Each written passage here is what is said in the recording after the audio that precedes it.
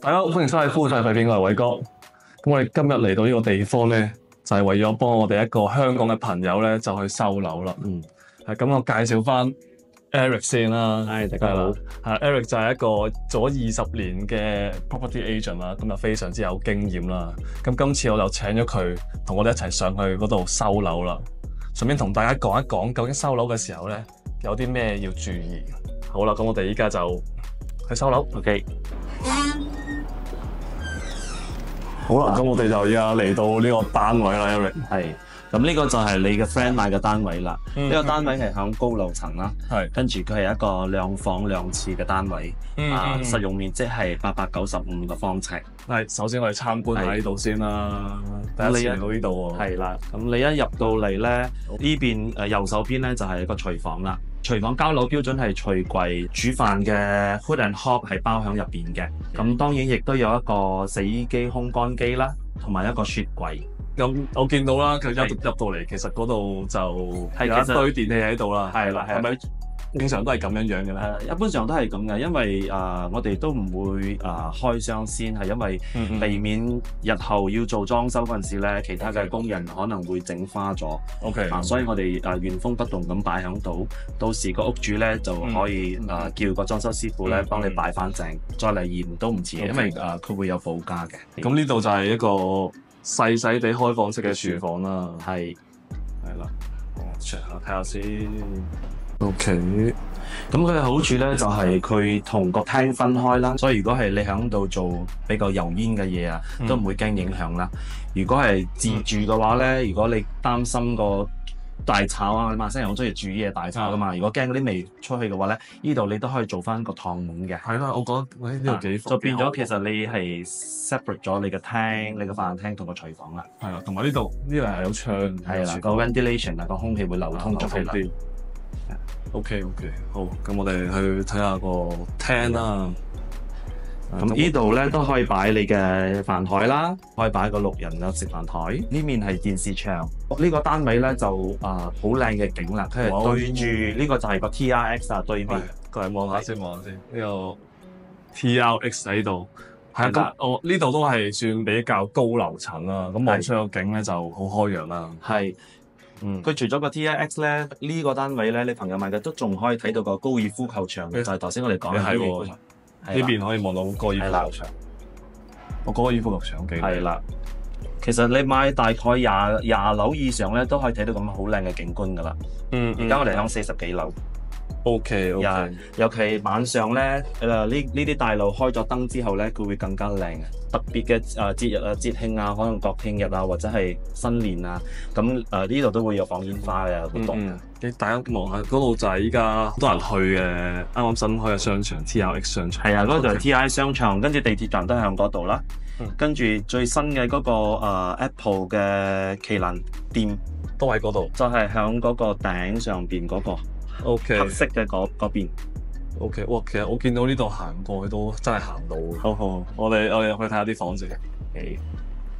咁交樓標準都包括頭先入門忘記同你講嘅就係一個電子鎖啦。OK， 電子鎖係提供㗎。電子鎖啦。咁如果係屋主要做 Airbnb 就好方便啦，就唔需要講特登要交個鎖匙俾嗰啲租客啦，佢哋就可以 set 嗰個password 啦。跟住冷氣機係提供嘅，係每一間房都有㗎嘛？呢個冷氣機。係 OK， 呢度係一間房啦。呢間應該就係客房。OK， 你都可以擺個queen size bed 喺度嘅。呢間房都唔算細啦，都係可以望到 TRX 喎。係。OK， 跟住主人房喺前邊啦。邊就有個客廁啦。客廁係啦。呢個就係主人房啦。主人房個空間感就大啲啦，都幾闊落㗎，都闊落嘅。同樣啦，都係面向 TRX 嘅呢個單位。我覺得呢個則幾好喎，係咪你介紹俾我 friend 㗎？係啊，即係佢真係每一間房都望到 TRX， 同埋好開揚，跟住係啊，冇其他嘅高樓阻擋住。呢邊都係衣櫃啦，仲有啲標籤咗衣櫃咯。呢個係發展商有提供嘅。OK， 一個細細地嘅衣櫃2個啦。每邊有一個。OK， 哇，都係 soft close 嘅。同埋呢度就有一個套房嘅廁所啦，就細細地啦，咁就都 OK 啦。呢啲咁嘅單位咧，其實都好實用。如果你話攞嚟出租啦，長租都好啦，適合嗰啲細家庭。OK。咁如果你要攞嚟短租做 Airbnb 咧，亦都好適合嘅。因為個房嘅空間咧都幾闊落嘅，咁你都可以擺到好多張床，跟住或者喺個客廳都可以擺埋個day bed 啦。係啊，咁你就 bed 都 OK。係啊，都好實用嘅，好方便。依家我哋要收完樓之後要驗樓啦。咁其實我哋要驗樓嘅時候要注意啲咩咧？驗樓咧就有好多嘅程序嘅。如果係你哋本身自己嚟驗嘅話咧，可能要花1日嘅時間啦，甚至乎可能更長嘅時間。咁我本身咧就會永遠建議顧客咧買咗之後咧驗樓嘅時候咧要注意幾樣嘢係重要，必須要留意嘅。OK。咁首先主要就係地產商所提供嘅所有嘅嘢啦。譬如講 appliances 啦，有冇真係會提供到啦？咁佢係一種 checklist 嘅。OK。咁你就可以從嗰度嚟 check 啦。即係啲電器係電器嘅嘢啊。咁除此之外咧，好多人可能都會忽略咗嘅。譬如講嗰啲插掣啊，呢啲咧都係需要去驗嘅。因為如果係到時你搬咗入嚟咧，正去發覺可能佢唔用得咧，咁就比較麻煩啦。佢又要敲打hacking 做嗰個牆。OK。咁就要 block 咗佢。係啊，咁就麻煩啦。所以呢啲細節咧，我哋通常驗樓都會去做嘅。咁點 check 咧？就可能你可以攞你一個charge 電話嘅嗰個插掣啦，就嚟呢度每一個都去試啦。make sure 佢係真係 working 嘅。跟住其他眼見可以睇到嘅嘢咧，就係譬如講個地板平唔平啦，有冇咩嘢花紋啦，同埋有唔有空心嘅地磚係啦。咁呢啲咧通常專業嘅話咧，我哋係會有一個儀器去測量嘅，係啦，可能你都有見過啦。跟住牆啦、牆身啦，都會有空心嘅喎，係咪？牆身而家係比較唔會有咁嘅問題嘅，因為而家好多係嗰啲牆咧建築咧係叫做 pre-cast，佢已經係成塊做好咗係砌上去嘅。以前比較傳統啲嘅，不過都仲有啲人係用緊搭磚嘅。但係一啲而家係好多係已經做好咗一塊塊就砌上去嘅，係啦，所以就牆身會比較直啦，就比較少會講有彎曲嘅問題。OK。呢個科技都幾進步咗嘅。不過你都可以再 double check 啦，跟住同埋個頂啦、ceiling 啦。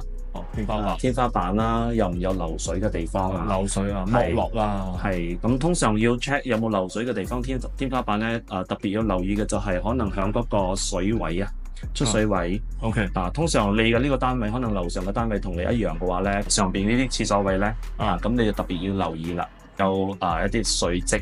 真係會有一啲新嘅樓可能會或者係佢站你 check 嗰陣時可能冇，但係有人搬入去入住咗之後咧，可能正發覺。OK。但係都唔需要驚嘅，因為喺馬來西亞同地產商買咧係有2年嘅嗰個我哋叫 defect warranty period 嘅。保養啦。保養係2年嘅，咁喺呢個期間2年，如果你有發覺任何問題咧，你都依然可以同地產商講嘅。OK。但係我必須要強調一點就係最好咧就係響你做裝修之前去做好呢啲 checking， 因為譬如講，如果你而家尤其講個大門先啦，咁個大門如果你而家你唔 check 嘅話，咁你有裝修，你好多工人出入，跟住你又冇保護好個門，咁到時候你正發覺個門花咗啦、凹咗啦，咁可能咧就有好多 argument 啦，因為可能係嗰啲你嘅裝修師傅入嚟個時候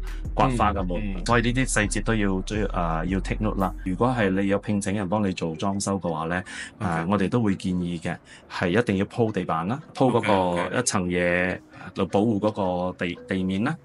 同埋呢啲門咧，我哋都會做一層 wrapping 嘅。OK 包住佢。除咗地面、牆同埋屋頂之外咧，咁我哋都會建議一定要 check 嘅，好重要嘅就係嗰個水啦。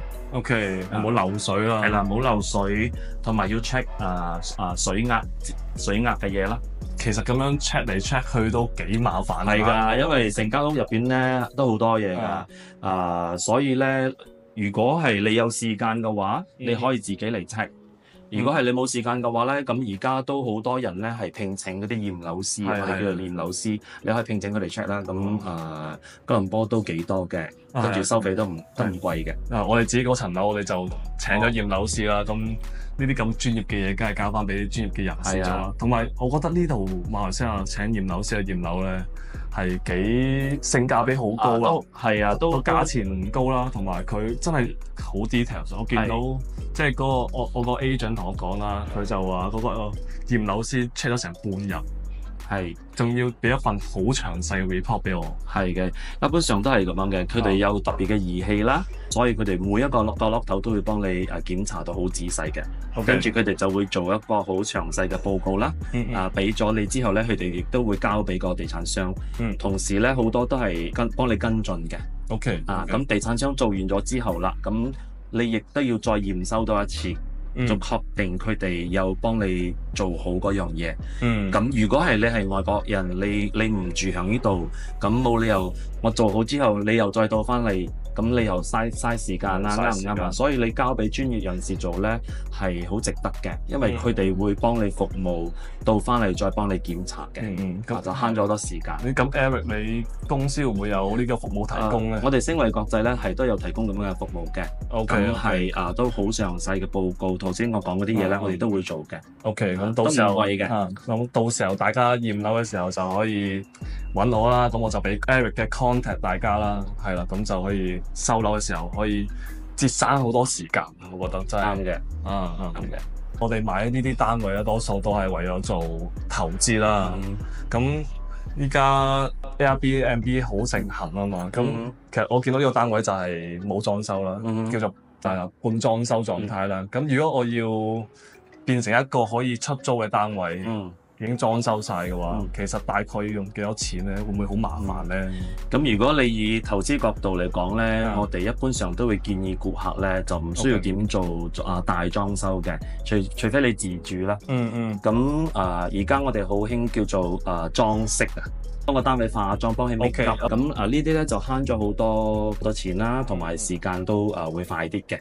如果係喺呢度做嘅話，我哋都會建議你用大概1方尺，可以使大概80蚊至100蚊左右。OK， 就都可以整到好靚。OK， 所以呢度差唔多900尺就大概係9萬蚊以內啦，馬幣。都係可以做到好靚嘅。咁當然平有平做啦。如果係你嘅 budget 係5-6萬蚊，亦都可以做到嗰個效果出嚟嘅。OK，只不過如果係一試咧，for long term 嚟講咧，如果你講你做 Airbnb 咧，反而我哋會建議啲顧客咧唔好做得太過低劣嘅材料，因為你嘅客人日日會入住啊嘛，咁好多 wear and tear 嘅嘢，反而長期嚟講咧，你可能使多少少錢，但係都值得嘅，佢襟啲啊嘛。好，咁我哋大概咁樣睇咗個單位一次啦。其實我都覺得佢個 finishing 都幾好啦，我覺得。咁我哋不如落去樓下嗰啲 facility 都參觀一下啦。參觀下呢度主要咧有兩個賣點嘅。第一個就係佢嘅頂樓啦。頂樓有一個觀景台。OK， 同埋一啲facility。另外一個咧主要嘅咧泳池嗰啲咧就係響10樓啦。OK。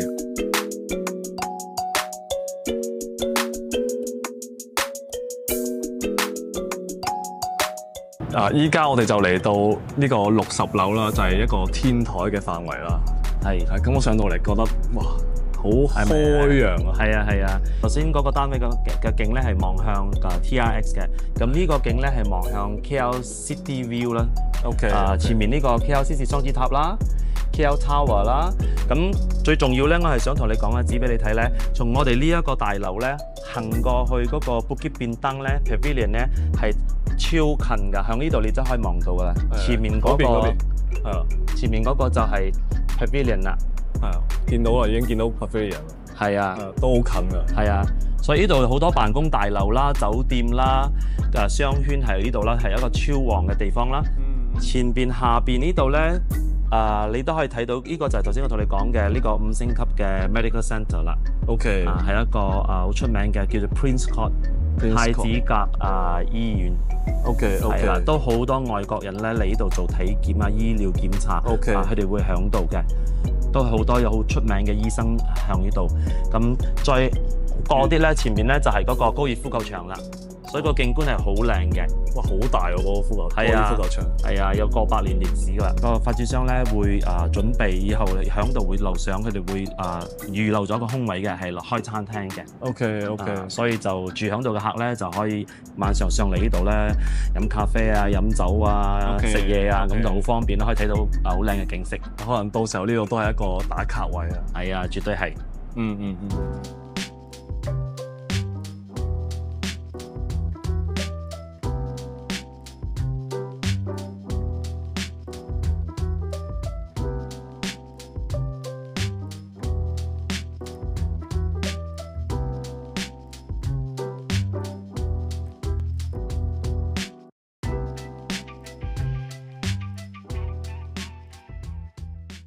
Eric，咁我哋啱啱咧就已經睇咗上面個單位啦 ，facility 呢一層咧就已經參觀完啦。咁我覺得你都幾唔錯喎。以你20年嘅經驗啦，咁其實你覺得呢一個樓盤啦，值唔值得去投資咧？以我個人經驗咧，賣樓咧最主要咧，每一個人都係講緊嗰3樣嘢㗎啦，就係 location 啦。呢一個房產咧，我係好強力推介嘅。因為佢嘅 location 真係響吉隆坡嘅市中心啦。對於嗰啲如果係冇嚟過馬來西亞嘅朋友咧，可能佢哋唔熟吉隆坡咧，咁我講解少少啦。咁而家我哋坐喺呢個位置咧，呢個大樓位置咧，就係正響吉隆坡嘅市中心。呢條路前邊就叫做 Bukit Bintang 啦。Bukit Bintang 係。咁喺我哋身後咧，你會睇到咧，就係我哋呢個大樓面向嘅方向咧，前邊咧就係馬來西亞嘅新嘅金融中心。就叫 TRX 啦。係啦，呢度啊，好近啊！呢度行過去咧，大概都係10分鐘左右咋。除此之外咧，再步行前邊5到500米咧，就係我哋嘅叫做 Bukit Bintang 星光大道啦。咁最主要咧就係有一個 Pavilion 商場，外國遊客之外，都好多本地遊客會嚟打卡啊，會嚟 shopping 啊，會嚟行街食嘢嘅地方。咁沿住呢條路再行上去咧，就係叫做Jalan Alor 啦。咁個地點係肯定係絕對係最靚㗎啦，就係響好市中心嘅地點。咁除此之外咧，仲有其他優勢就係我哋嘅呢個樓盤嘅側邊咧係一個超過100年歷史嘅高爾夫球場。OK，皇家高爾夫球場。OK，跟住斜對面咧就係一個5星級嘅醫療中心，叫做 Prince Court Hospital。咁呢度咧聚集咗好多唔同嘅大集團啦、跨國公司啦，跟住好多各界嘅精英咧，都會響呢度。咁係一個好熱鬧嘅商業區。房產投資嘅角度嚟講咧，個個人都係講要買旺區啊嘛，係咪啊？咁呢個就係絕對係響吉隆坡目前同埋以後將來都係一個最旺嘅地方。即係話其實你可能買咗呢個盤之後咧，你就唔擔心冇人會租呢個盤啦。係啊，再加上呢度市中心只會越嚟越熱鬧啦。因為我哋都睇到好多大型嘅其他項目。不停咁響度進行啦，再加上呢幾年咧過咗疫情之後咧，我哋真係睇到一個趨勢，就係越嚟越多遊客嚟到馬來西亞旅遊。咁通常一嚟嘅話咧，佢哋首選係先會嚟吉隆坡。咁響吉隆坡嘅話咧，呢個就係個點啦。係最多遊客會嚟，同埋呢度周邊都有好多嘅酒店，同埋你會睇到好多嘅景點。再加上佢係10分鐘內入邊，你可以步行到有3個地鐵站。3個係啦，就係第一個就係我哋前面嘅 TRX 啦。跟住側邊再行上去就係 Bukit Bintang嘅地鐵站啦。同埋另外一面咧就係嗰個 Conley 嘅地鐵站啦。咁都真係幾方便。係啊，有地鐵站，仲係市中心，有旺區、shopping mall、寫字樓，造成係好值得投資呢個地方嘅。OK， 即係基本上你唔需要一啲交通工具，你都可以步行出去，就已經可以行到好多商場。係啊，基本上就係如果住響度嘅話咧，唔需要交通工具，足夠你玩幾日㗎啦，喺 City Centre 嗰度。跟住如果你坐地鐵站，就可以去到更多地方啦。咁我都好贊同 Eric 嘅睇法啦。今次我哋自己過到嚟咧，咁就有做 Airbnb 啊嘛。嗯，咁我發現呢度嘅 Airbnb 嘅需求咧，係咪好高啊真係好高。係啊，因為我之前想 book 開嗰啲咧，嗯就已經 full 晒啦。係啊。甚至乎係下一個月咧，可能已經都 book 咗半個月㗎啦。係㗎，因為我哋馬來西亞咧好就係因為我哋全年嘅天氣都好好嘛，得夏天咁啊，所以就差唔多每一個月份咧，唔單止係外國人遊客嚟啦，本地都係好多人中意 travel。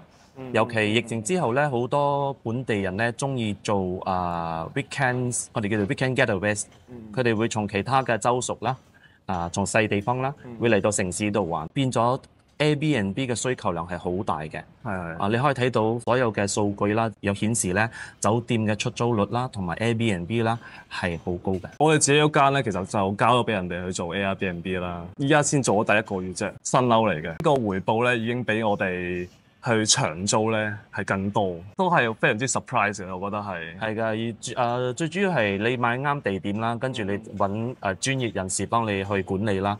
咁Airbnb 嘅收益咧，永遠都係會好過長租嘅。其實大概呢度咧可以租到幾多錢一晚咧？要睇你係買咩類型嘅戶型啦。咁如果係講緊一房咧，你呢度閒閒地咧，至少咧可以租緊400-500蚊一晚㗎。哦，400-500蚊馬幣。係啊，因為而家同咁嘅級數嘅咧，呢度附近嗰啲酒店咧，4星㗎啦，都係講緊要400-500蚊一晚㗎啦，至少。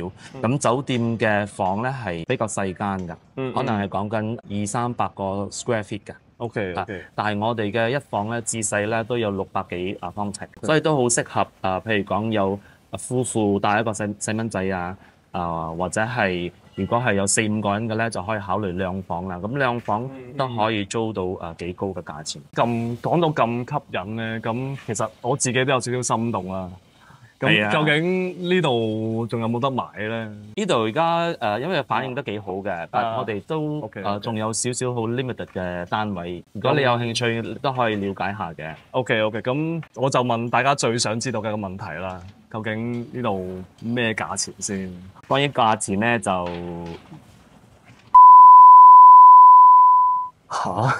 真係咁嘅價錢？係啊，你冇聽錯啊！喂，咁不得了啊！呢個價錢真係好 surprise 我啊！真係哇！因為咧，我都有留意到 KL 嘅樓盤啦，我自己都有買到啦。可能嗰邊嘅 TRX Decoa 嗰邊啦，或者 TRX Resident 咧，講緊到2000幾蚊一尺啦。咁呢度咁嘅價錢真係不得了喎！同區附近嘅所有嘅呢啲咁嘅同類型嘅發展項目咧，已經係一般上係講緊2000蚊馬紙一方尺。但係呢個價錢有冇啲咩限制咧？咁梗係嘅，俾得你優惠就係有少少嘅限制嘅。佢係limited 嘅 time offer，同埋我哋係單位都有限嘅，先到先得啦，先到先得嘅，係嘅。但係仲有一點咧，我好 concern 嘅一樣嘢咧，就係其實雅居樂啦呢一個集團嘅樓咧，對於我哋香港人啊，或者對於我自己嘅印象嚟講咧，就唔係咁好嘅。咁如果我買咗呢度，會唔會有啲咩風險？你都知，呢排有啲咩爛尾樓啊嗰啲嘅情況出現啦。咁首先咧，我哋有代理好多唔同嘅樓盤啦。OK。咁我哋都見過好多唔同類型嘅樓盤。咁關於雅居樂咧，其實呢個已經係佢哋馬來西亞第3個樓盤啦。的確嘅早前嘅樓盤可能有啲 feedback 咧係講緊嘅 quality 之類嘅嘢係冇咁好嘅，某些方面我都可能係會認同嘅。但係咧，而家呢個樓盤咧係第3個樓盤啦，我哋都上去睇過啦，跟住你都視察過附近啦，咁係的確係有好大嘅 improvement 嘅，係比起之前嗰啲樓盤係好嘅。如果你講有唔有風險咧，我就覺得因為佢已經 complete 啦，好咗啦，OK，所以你同佢買嘅話咧就唔會有爛尾樓嘅問題啦。所以就變咗你而家睇到嘅嘢就係你將會得到嘅嘢啦。事實可以證明一切啦。你哋如果係冇嚟過嘅話咧，你可以聯絡我哋，我哋可以安排俾你睇一睇現樓。OK。咁如果大家咧都想知道呢一個樓盤係咩價錢咧，咁你哋可以 PM 我啦，我就會俾 Eric 嘅聯絡方式俾你哋。係啦，咁你哋就可以直接問 Eric 究竟呢一個樓盤，點解我會咁震驚呢個價錢啦？但係話明我係真係要快，同埋因為好 limited 嘅單位咋。但係 Eric，咁依家係咪一個啱入市嘅機會咧？我一路都有研究呢個市場啦，都有跟到好貼啦。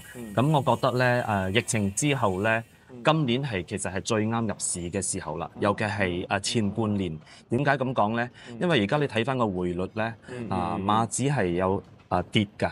跟住我都有見到嘅港幣都升咗好多㗎，因為我哋港幣掛咗美金啦。係啊，所以如果你而家入市咧買嘅話咧，你會慳咗都幾多㗎，你去賺咗個匯率嗰度㗎。係。再加埋咧，我哋而家已經睇到咧經濟復甦啦，我哋預計今年年尾或者係明年年頭咧最遲咧，尤其係房地產咧，佢會不停咁開始升翻上去啦。咁如果你遲啲正入市嘅話咧，可能你就買到可能偏貴嘅貨啦。咁而家咧，因為都好多房地產咧，好多優質嘅房地產都仲有啲係有做緊 promotion 㗎啦。咁你就趁而家揾到啱嘅樓盤咧，我就建議你哋投資者可以考慮而家入市。我留意到啦，其實我哋香港嘅樓市啦，或者中國嘅樓市咧，都跌得好犀利。有發現好似馬來西亞嘅樓市反而冇乜點樣跌喎。係啊，因為我哋同你哋香港中國嚟比較嘅話咧，馬來西亞嘅房地產咧係比較穩定嘅，佢唔會大起大落嘅。係因為我哋嘅監控都幾嚴嘅。我哋嘅國家銀行會監控啦，跟住政府會監控啦，所以個市咧都唔會大升大落。都幾穩陣嘅，即係會穩，每年都會慢慢咁增長嘅，係。但可能去唔到香港嗰一隻同一聲飛上去咁犀利啦。係，但係我哋亦都唔會插水大跌嘅。OK，都幾穩陣嘅，所以我哋都鼓勵咧投資者都適合長揸收租跟住賺嗰個 appreciation 嘅。Eric 啊，我買樓啦，馬來西亞嘅樓，其實我有啲 concern 啦。我哋係外國人啊嘛，咁買完之後咧，可能我都唔知點樣去管理啦。會唔會你哋公司有啲咩服務可以提供俾我哋咧？係有嘅。首先咧，我哋公司咧向呢一行咧已經做咗有10幾年㗎啦，跟住我哋都有我哋嘅團隊啦。除咗做銷售咧，我哋都會幫顧客咧去 take care 佢嘅unit 嘅物業嘅。從一開始你揀物業開始咧，我哋就會同你去揀你心水嘅單位啦。之後就幫你準備你嘅按揭啦。如果你有需要按揭嘅話，咁直到你交樓嗰陣時咧，我哋都可以服務你嘅。我哋就可以幫你做驗樓啦。跟住之後咧就出租啦。如果係你想長租或者係以 Airbnb 方式去管理咧，我哋嘅公司都可以代辦嘅。OK，同埋之後咧，其他嘅售後服務咧，我哋公司都係一條龍嘅，免咗好多你哋嘅麻煩啦。你唔需要講特登從外國飛過嚟呢度攞鎖匙啦，咁就慳咗好多時間啦。OK，好，咁我哋今日啦就非常之多謝 Eric 陪我哋去收樓啦，係啊，同埋分享咁多有用嘅資訊俾我哋啦。係啦，咁我哋今日呢條片咧就到呢度完結啦。如果大家中意我哋呢條片咧，就記得俾個 like 我哋啦。未訂閱我哋嘅朋友咧，就記得訂閱我哋啦。同埋記得撳埋個鐘仔，我哋有最新嘅影片你就會收到通知噶啦。好啦，我哋下一條片再見啦，拜拜。